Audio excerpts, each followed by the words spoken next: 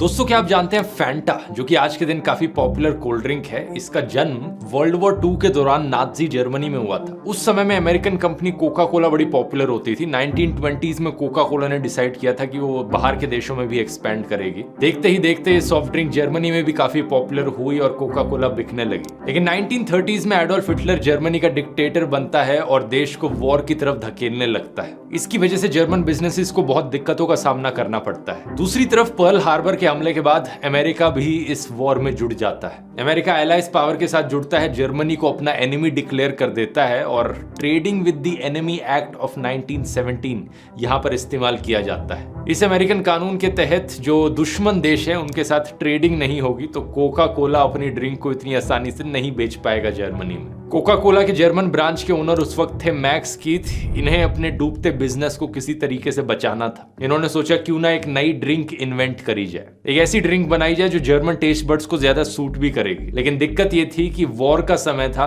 Ration की कमी पड़ रही थी, तो जिन इंग्रेडिएंट्स का यूज किया जा सकता था वो सिर्फ बचे कुछ इंग्रेडिएंट्स थे बाकी इंडस्ट्रीज के, जैसे apple fibres, fruit shavings, pulp, beet sugar, cheese के बाय प्रोडक्ट व्हीट, चीज का बाय प्रोडक्ट वे। तो इन्हीं सारे बचे कुछ इंग्रेडिएंट्स का इस्तेमाल करके एक नई ड्रिंक बनाई गई उस समय में। और जब नाम डिसाइड करने का टाइम आया तो कीथ ने अपनी टीम से पूछा कि अपनी इमेजिनेशन का इस्तेमाल करो। उनकी टीम ने अपना दिमाग लगाया और सोचा क्यों ना इसका नाम फैंटेसी या इमेजिनेशन शब्द पर ही रख दिया जाए। जर्मन शब्द फैंटेसी, जो कि SIE करके लिखा जाता है, इंग्लिश शब्द फैंटेसी से काफी सिमिलर है और इसी का ही शॉर्ट इन्होंने फैंटा नाम रख दिया इस ड्रिंक का। कुछ इस तरीके से कोका कोला ने अपनी डूबती हुई सब्सिडरीज को बंद होने से बचा लिया एक वॉर के समय में भी। वर्ल्ड वॉर 2 की कहानी और जानना चाहते हैं, यूट्यूब पे सर्च कीजिए ध्रुव राठी वर्ल्ड वॉर 2, पूरे लंबे फुल लेंथ वीडियोस मिल जाएंगे इसका।